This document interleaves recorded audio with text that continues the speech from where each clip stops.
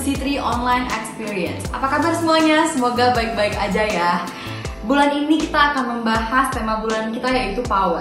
Kita sama-sama percaya dimanapun kita berada, anak-anak Tuhan tetap memiliki kuasa.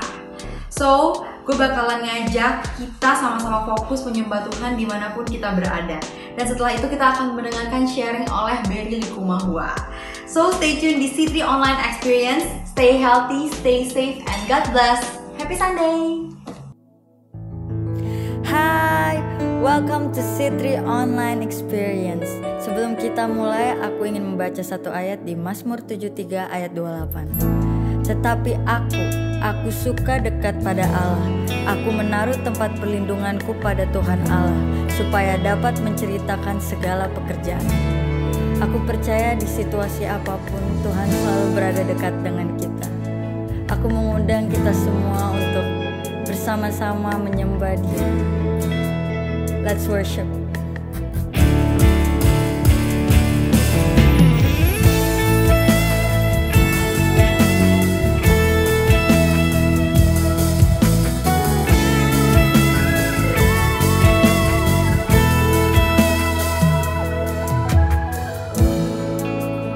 Dekat padamu, itu rinduku.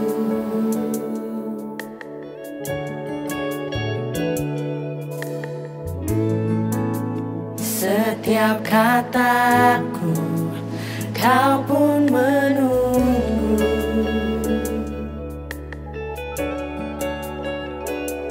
Tak kusangka ku temukan satu kasih yang abadi. Kini ku datang dan ku bawa hidupku,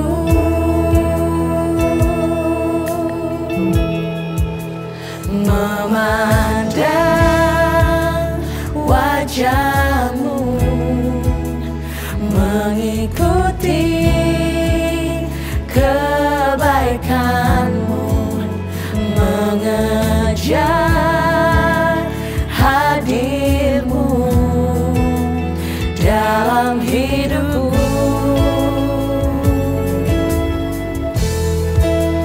membawa sembahku, menyatakan kebesaranmu, mengejar hadirmu dalam hidupku.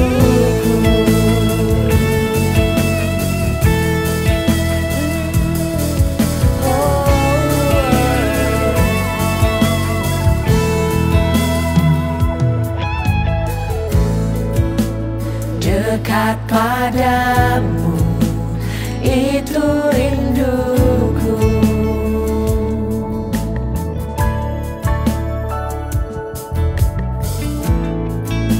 Setiap kataku, kau pun menunggu.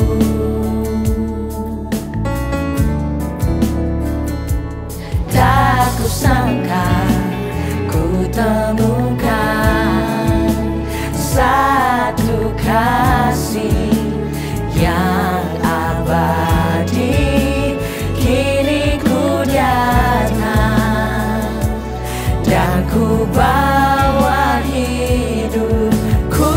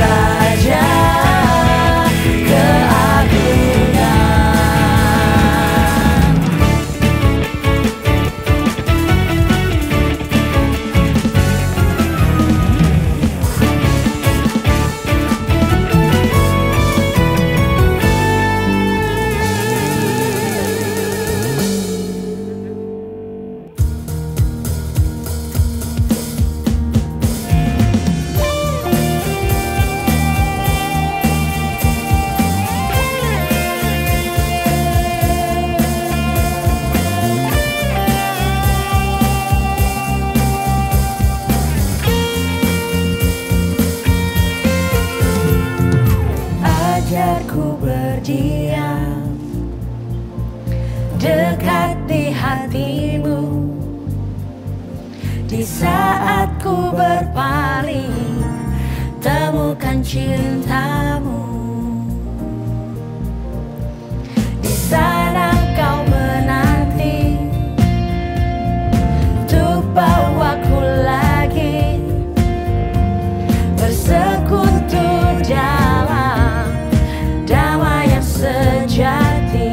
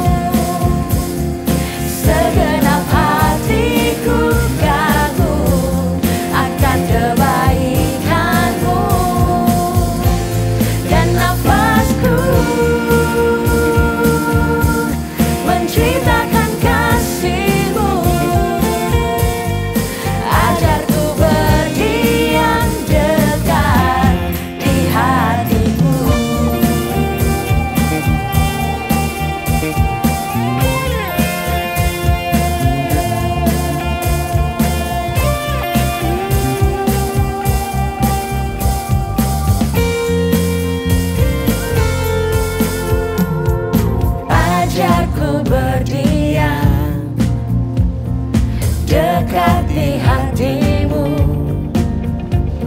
Di saat ku berpaling, temukan cintamu.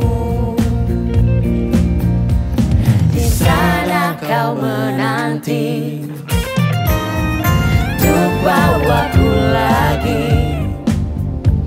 bersekutu dalam damai yang sejati. Oh, ku damba hadirmu. Oh, inilah rinduku. Hidupku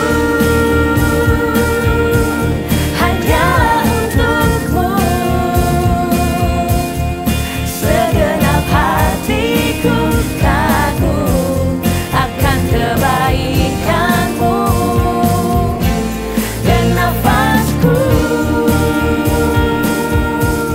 menceritakan kasihmu. Ajarku berdiam dekat di hatimu. Hidupku hanyalah untukmu. Segenap hatiku kagum akan kebaikanmu. Dan nafasku menceritakan kasihmu. Ajarku berdiam dekat di hatimu. Ajarku berdiam dekat di hatimu.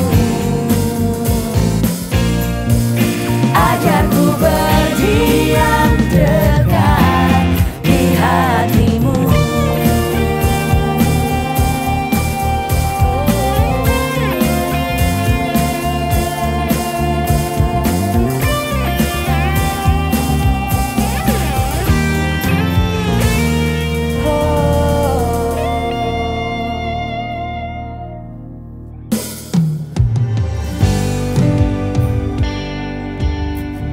Kemanakah kami berada bila bukan karena pertolongan-Mu, Tuhan?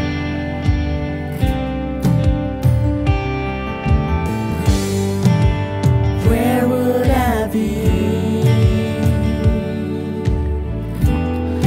if not for your grace that rescued me? My life surrendered to worship you.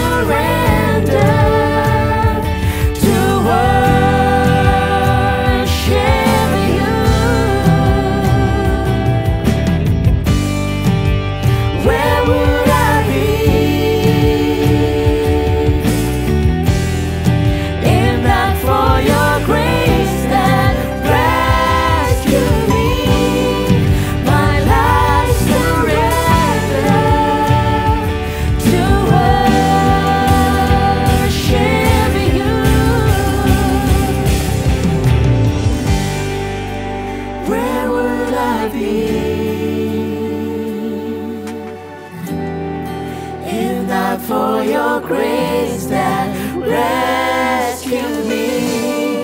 My life surrendered to worship you.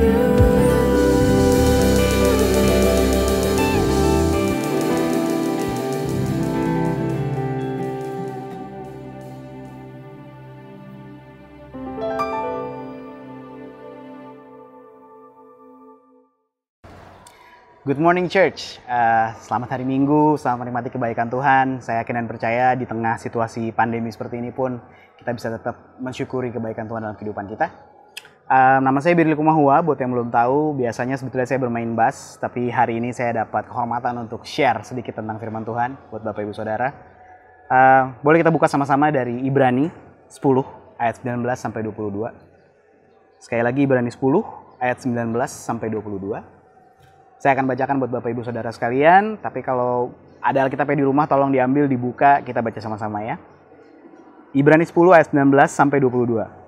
Jadi saudara-saudara, oleh darah Yesus kita sekarang penuh keberanian dapat masuk ke dalam tempat kudus. Karena Ia telah membuka jalan yang baru dan yang hidup bagi kita melalui tabir, yaitu dirinya sendiri. Dan kita mempunyai seorang imam besar sebagai kepala rumah Allah. Ayat 22 bilang, karena itu marilah kita menghadap Allah dengan hati yang tulus ikhlas dan keyakinan iman yang teguh. Oleh karena hati kita telah dibersihkan dari hati nurani yang jahat dan tubuh kita telah dibasuh dengan air yang murni. Ya, kenapa saya buka dengan ayat ini? Saya diminta share tentang the power of worship sebetulnya. Jadi tema khotbah sermon hari ini adalah power of worship. Kenapa saya buka dengan ayat ini? Karena sering terjadi miskonsepsi dalam gereja-gereja, kita suka dapat kesalahan pemahaman bahwa kita berpikir praise and worship adalah cara kita memanggil-manggil hadirat Tuhan. Nah, kenapa saya buka dengan ayat ini? Karena ayat ini menyatakan dengan sangat jelas dan eksplisit bahwa darah Yesus adalah satu-satunya alasan kita menghadap Tuhan. Kita bisa menghadap Tuhan dan bisa layak ada di dalam hadiratnya. Jadi konsep ini dulu yang pengen saya benerin, bahwa praise and worship itu bukan bicara tentang ayo Tuhan hadir dalam ibadah ini, no. Justru dia sudah ada dalam kehidupan kita, dia sudah ada di dalam kita, dan kita bisa menghadap Tuhan yang begitu kudus dan luar biasa. Kalau Bapak Ibu Saudara baca di zaman perjanjian lama, orang-orang Yahudi mereka nggak bisa sembarangan menghadap Tuhan. Kenapa? Karena mereka nggak kudus. Tapi kita, karena kita sudah punya darah Yesus dalam kehidupan kita sudah punya penebusan, dan kita sudah menjadi orang yang dibenarkan, mempunyai kebenaran diri dalam Yesus, kita bisa menghadap Yesus dengan menghadap Tuhan dengan segala keberadaan kita, dan kita bisa memuji dan menyembah dan memuliakan namanya. So basically itu yang saya pengen benahi dulu dengan membuka dengan ayat ini. Dan seperti yang saya udah sebutin bahwa praise and worship itu bukan memanggil-manggil, kita nggak manggil-manggil Tuhan, karena Tuhan sudah ada. Tuhan ada karena dia sudah berjanji, 2-3 orang berkumpul, dia ada di tengah-tengah kita. So, saya yakin dan percaya dalam situasi online seperti ini pun harusnya nggak menjadi masalah buat Bapak Ibu Saudara sekalian. Karena hadirat Tuhan beserta dengan kita dimanapun kita berada. Tidak hanya harus ada di gereja, tidak hanya harus saat kita berkumpul. Tapi bahkan saat kita hanya dengan keluarga, kita dengan anak istri, dengan papa mama, kita bisa merasakan hadirat Tuhan karena Tuhan memang selalu ada dalam kehidupan kita. Kita buka lagi dari ayat dari Galatia 4 ayat 6. Galatia 4 ayat 6, kalau mungkin ada di sini nanti tertera, mungkin Bapak Ibu bisa baca. Tapi saya tetap encourage Bapak Ibu Saudara untuk buka firman Tuhan, buka Alkitab masing-masing ya. Kalau nggak Alkitab juga boleh, kayak saya pakai tab. Galatia 4 ayat 6 bilang gini, dan karena kamu adalah anak, maka Allah telah menyuruh roh anaknya ke dalam hati kita yang berseru, ya Aba, ya Bapa. So, Galatia 4 ayat 6 dengan sangat jelas menyatakan, roh Tuhan, roh anaknya, roh Yesus ada di dalam hati kita. Makanya kita mampu berseru, ya Aba, ya Bapa. Gimana kita bisa punya pengenalan seperti ini? Semata-mata berhubungan dengan ayat sebelumnya, karena darah Yesus yang sudah menebus kita. Gitu. Jadi Tuhan sudah ada di dalam kita. Kita buka lagi satu dari Kolose 1 ayat 27. Saya bacakan versi Indonesianya ya. Kepada mereka Allah mau memberitahukan betapa kaya dan mulianya rahasia itu di antara bangsa-bangsa lain. Yaitu Kristus ada di tengah-tengah kamu, Kristus yang adalah pengharapan akan kemuliaan. Tapi kalau Bapak Ibu Saudara buka di versi NKJV-nya atau New King James Version, Kolose 1 ayat 27 akan bilang begini di belakangnya. Christ in you, the hope of glory. Jadi gini, Tuhan ada di dalam kita, dialah harapan kita akan kemuliaan. So Bapak Ibu Saudara nggak usah jadikan praise and worship sebagai kesempatan kita untuk manggil Tuhan sekali lagi. Kenapa? Karena Tuhan sudah ada dalam kita, dia selalu bersama-sama dengan kita. Dan esensi dari pujian penyembahan harusnya saat kita sedang memuji dan menyembah Tuhan, kita sedang mengakui dan mendeklarasikan sifat-sifat Tuhan.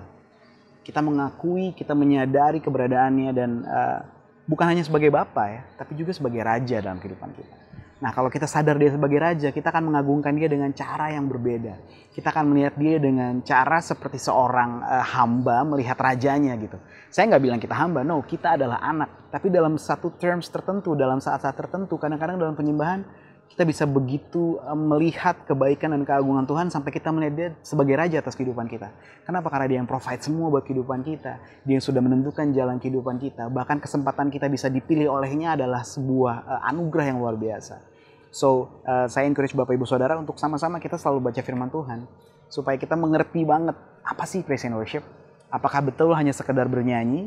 Atau ada sesuatu yang lain yang lebih dari itu? Atau kita hanya sekedar menghabiskan waktu untuk menunggu sebelum khotbah dimulai? Atau kita mau pemanasan aja supaya kita siap dengar firman Tuhan? Saya yakin dan percaya lebih dari itu. Praise and worship lebih dari itu. Pujian dan penyembahan lebih dari semuanya itu. Pujian dan penyembahan adalah bentuk hubungan kita di mana kita bisa mendeklarasikan sekali lagi sifat-sifat Tuhan, keagungan Tuhan, dan setuju dengan apa yang dia buat dalam kehidupan kita. Nah, ada satu parabel yang menarik yang saya suka banget dari Matius 2 ayat 11. Nanti Bapak Ibu boleh baca sendiri. Mungkin semua orang udah tahu lah, kisah ini sering kita baca saat Natal. Orang-orang Majus datang dari timur, tepatnya dari Persia ya. Kalau kita saya suka banget ngulik sejarah, dan setelah diselidiki ternyata orang-orang Majusi itu atau mereka datang dari Persia. Timurnya tuh dari Persia. Mereka datang sujud kepada Yesus dan menyembah membawa 3 hadiah. Emas, kemenyan, dan mur. Nah, ini suatu parabel yang saya pengen banget kita, kalau orang Sunda bilangnya kita kulik sama-sama ya, kita pelajari sama-sama. Kenapa harus bawa 3 hal ini? Dan by the way, ini juga sesuatu yang suka jadi miskonsepsi di gereja. Kalau kita bikin drama Natal, biasanya ada bayi Yesus, ada Maria, ada Yusuf, lalu datang gembala, setelah itu datang Majus. Padahal mungkin situasinya nggak seperti itu. Bisa jadi mungkin waktu pas orang-orang Majus datang, Yesus mungkin sudah berumur sekitar 3 tahun kalau nggak salah, saya pernah baca. Tapi poinnya bukan di situ, poinnya adalah di sini. Kenapa orang-orang Majus ini datang dari jauh? Mereka adalah orang-orang pintar, mereka mempelajari astronomi, mereka mempelajari semua. Kenapa mereka datang jauh-jauh hanya untuk menyembah Yesus dan membawa emas, kemenyan, dan mur? Setelah saya selidiki dan saya pelajari, ternyata emas itu adalah simbol kerajaan. Jadi gini, waktu orang Majus datang membawa emas, dan by the way orang Majus bukan 3 orang ya, dibilangnya cuma orang-orang Majus, nggak dibilang 3 orang, yang 3 hadiahnya, emas, kemenyan, dan mur. Emas itu adalah simbol kerajaan. Jadi orang-orang Majus datang mengakui Yesus sebagai Raja. Oke, sekali lagi saya katakan, orang Majus datang membawa emas sebagai bentuk pengakuan bahwa Yesus adalah Raja. Yang pertama. Yang kedua, mengapa kemenyan? Kemenyan itu adalah simbol penyembahan. Bukan hanya di kekristenan kan, bahkan kita mungkin nggak pernah pakai penyembahan dengan kemenyan. Tapi kalau Bapak Ibu Saudara mempelajari pengkultusan dan yang lain-lain, biasanya mereka akan bakar kemenyan sebagai tanda. Nah, kenapa kemenyan? Kemenyan itu simbol penyembahan dan pengakuan sosok divine. Nah, jadi orang Majus datang bawa kemenyan, mereka mengakui Yesus sebagai Tuhan. Dari dia umur 3 tahun, mereka sudah mengakui bahwa Yesus adalah Tuhan. Lalu yang ketiga, kenapa mur? Mur itu biasa digunakan untuk membalur orang yang sudah meninggal. Nah, mur itu sebagai lambang kematian. Jadi mur itu menubuatkan kematiannya Yesus untuk menebus dosa kita. Karya keselamatan. So basically orang-orang Majus datang dengan 3 hal ini. Dengan 3 barang ini. Emas, kemenyan, dan mur. Mereka lagi bilang gini, engkau adalah Raja, engkau adalah Tuhan yang layak disembah, tapi engkau juga adalah penebus yang menyelamatkan kami, dan engkaulah alasan adanya karya keselamatan. So basically, orang Majus datang dengan pengertian ini. Dan mereka sangat memahami gini, hal yang umum, menghadap raja dengan membawa hadiah itu sebuah hal yang umum.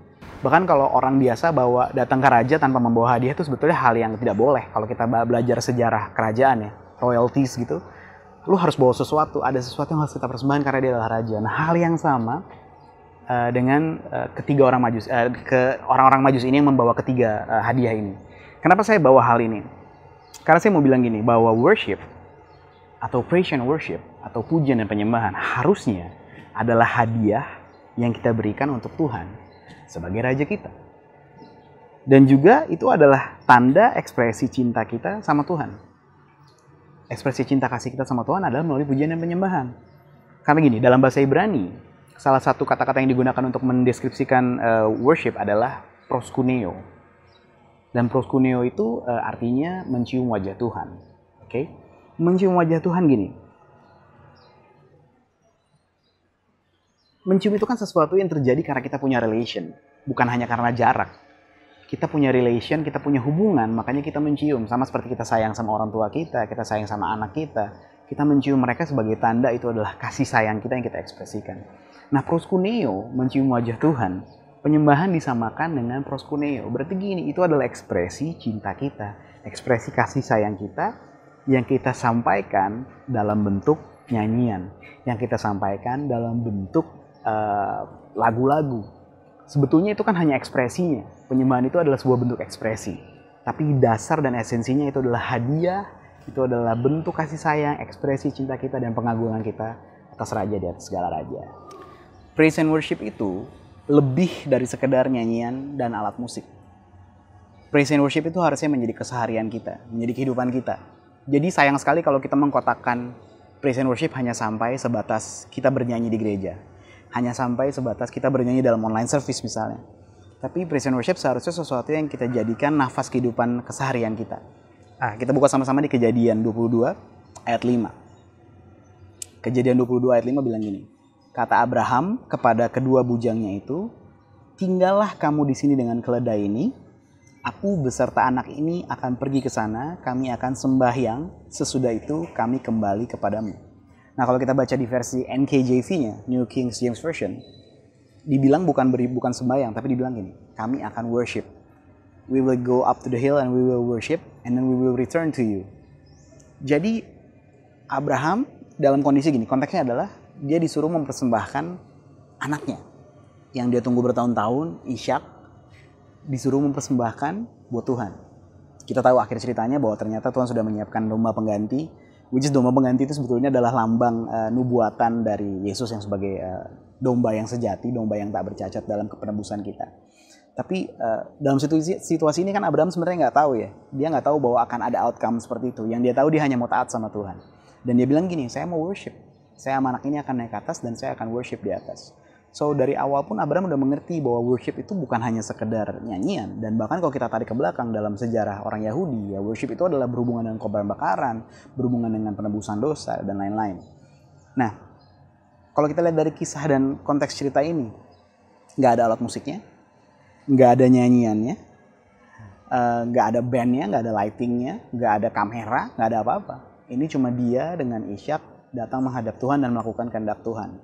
So saya yakin banget online service seperti sekarang harusnya justru meredefinisi apa sih pandangan kita akan ibadah, apa sih pemahaman kita sesungguhnya akan ibadah, apakah itu adalah bentuk kerinduan kita untuk mengagungkan Tuhan atau hanya sebuah rutinitas biasa. Jadi buat saya justru di tengah-tengah momen dan situasi seperti ini kita menjadi punya kesempatan untuk lebih berpikir lagi, berpikir ulang apa alasan kita melakukan ini semua. Apakah memang hanya karena sebatas supaya semua orang lihat kita beribadah, atau memang kita punya kerinduan dan kecintaan yang nggak bisa ditahan yang kita harus utarakan buat Tuhan. Nah, saya percaya bahwa worship itu melibatkan pengorbanan. Seperti kita baca di Kejadian tadi, pengorbanan itu bukan hanya pengorbanan dari diri, bahkan kadang-kadang hal yang kita paling sayang pun harus kita korbankan, seperti kisah Abraham tadi. Abraham hampir saja mengorbankan anak yang dikasihinya. Lalu kalau kita maju lagi di zaman pembuangan orang Israel, ada Sadrak, Mesak, dan Abednego. Di mana mereka hampir mengorbankan hidupnya. Kenapa? Karena mereka nolak untuk menyembah dewanya Nebukadnezar. Mereka menyatakan kita nggak akan sembah dewanya Nebukadnezar. Mereka diancam akan dimasukkan ke dalam dapur api. Lalu mereka bilang ini saya suka banget. Mereka bilang gini, kalau Tuhan mau bebasin kami, dia pasti akan lakuin itu. Tapi kalaupun dia nggak bebasin, ini keren banget. Kalau bahasa di Alkitabnya nanti saudara-saudara bisa baca sendiri di Daniel. Mereka bilang ini, sekalipun Tuhan nggak membebaskan kami nggak akan menyembah dewa lain. Jadi gini, segitu devotednya Sadrak, Mesak, dan Abednego, segitu mereka tergila-gilanya sama Tuhan, sampai mereka rela mengorbankan hidupnya demi tidak menyembah yang lain, gitu. Nah, saya kembalikan ke Bapak Ibu Saudara sekalian yang di rumah. Apa sih yang udah kita korbankan ketika kita berbicara tentang worship? Apakah hanya waktu? Atau mungkin harta, reputasi, jabatan, kenyamanan, teman? Saya nggak tahu, saya kembalikan ke Bapak Ibu Saudara masing-masing. Tapi saya yakin dan percaya, pengorbanan itu adalah sesuatu yang bukan esensi sih, tapi sesuatu yang harus dilibatkan. Kenapa? Karena saya yakin worship itu melibatkan kata sekalipun. Sekalipun badai hidup kita nggak berakhir, sekalipun kita masih dalam keadaan susah, kita memutuskan untuk tetap menyembah. Kita menyembah melewati semua masalah kita menyembah karena Tuhan layak disembah. Bukan hanya karena dia baik, tapi karena dia layak disembah. Nah, barusan saya udah jabarin semua adalah konteks dan dasar apa itu praise and worship. Karena saya rasa ini sesuatu yang penting, kita harus sama-sama punya pemahaman yang sama dulu, baru saya bisa jelaskan yang berikutnya. Karena yang berikutnya ini sebenarnya sangat simpel. What is the power of worship? Saya percaya bahwa gini, praise and worship itu bukan sekedar nyanyian, seperti tadi saya udah bilang. Bukan sekedar musik, bukan sekedar lagu yang lagi kita suka. Tapi harusnya ada power di situ, ada kuasa di situ. Kenapa? Karena kehidupan bisa terjadi bahkan saat kita sedang praise and worship. Manifestasi mujizat Tuhan terjadi waktu kita praise and worship. Kita bukan tipe-tipe orang yang kejar-kejar mujizat. Tapi mujizat itu pasti ada kalau kita punya hati yang tepat dan kita punya pemahaman yang benar akan the power of worship itu sendiri. Nanti Bapak Ibu Saudara bisa buka di ayat masing-masing. Kita mungkin nggak punya waktu untuk jabarin semuanya. Karena saya tipe orang yang suka ketika sedang share firman, saya pengen share memang perkataan dari firman Tuhan. Jadi kalau Bapak Ibu baca catatan saya, isinya firman Tuhan semua. Saya nggak mau ngomong dari interpretasi saya, tapi saya mau menginterpretasikan apa kata firman Tuhan. Nah, salah satunya di 1 Samuel 16 ayat 23. Dibilang di situ bahwa waktu Saul lagi dipenuhi dengan roh jahat, Daud datang memainkan kecapi. Saya yakin dan percaya waktu itu Daud worship. Dia hanya memainkan kecapi. Dia mungkin nggak mainin lagunya Battle Church, nggak mainin lagunya Hillsong, nggak mainin lagunya Elevation, nggak mainin lagunya Israel New Breed. Tapi dia hanya memainkan kecapinya. Nggak dijabarin juga musiknya kayak apa, nadanya di mana, minor atau major, nggak dikasih tahu skillnya apa. Tapi diceritakan begini. Dengan dia memainkan kecapi, roh jahat itu lalu daripada Saul. Roh jahat itu pergi dari Saul. Jadi gini, praise and worship itu punya kemampuan untuk mengusir roh jahat. Bapak Ibu nanti baca sendiri di 1 Samuel 16 ayat 23. Lalu dari 2 Tawarikh 20 ayat 17 sampai 22. Di situ diceritakan betapa orang Israel, mereka memutuskan untuk menyembah. Karena Tuhan suruh, lu nyembah aja, lu muji aja. Nanti musuh gue kasih ke lu. Jadi musuh yang sudah datang menyerang bangsa Israel saat itu dihadang dan Israel menang tanpa perlawanan, hanya dengan praise and worship. Nanti bisa dibaca lebih lanjut di 2 Tawarikh 20 ayat 17 sampai 22. Lalu lanjut lagi, Kisah Para Rasul 16 ayat 25 sampai 26. Ini terkenal banget. Pasti Bapak Ibu Saudara pernah baca. Gimana Paulus dan Silas ditangkap waktu mereka memberitakan firman Tuhan, memberitakan tentang Tuhan Yesus. Lalu mereka memutuskan ketika mereka melihat belenggu dan lain-lain, Paulus bilang, yuk kita worship aja. Mereka menyanyikan puji-pujian dan bermazmur. Hasilnya apa? Ada gempa. Gempa itu hal yang umum mungkin ya. Indonesia kita negara yang sering gempa. Bahkan daerah kelahiran saya Maluku, Ambon itu paling sering kena gempa. Dan gempa tuh hal yang biasa aja. Tapi gempa yang satu ini di Kisah Para Rasul agak aneh. Karena gempanya membuka kunci-kunci dan borgol-borgol, membuka belenggu, membuka pintu penjara. Bahkan kalau kita baca kisah lebih lanjut, sipir penjaranya sampai panik karena semua pintu sudah terbuka, dia pikir semua tawanannya lepas. Nah, Paulus dan Silas bebas dari penjara hanya dengan bermodalkan praise and worship. Ketika mereka memutuskan untuk praise dan worship, mereka bebas dari penjara. Nah, apa sih yang bisa dirubah dari praise and worship? Sebetulnya kalau saya boleh bilang, praise and worship itu mungkin kadang-kadang kita nggak bisa rasakan langsung manifestasinya. Tapi satu hal yang pasti adalah mengubah persepsi kita, mengubah fokus kita, mengubah cara pandang kita.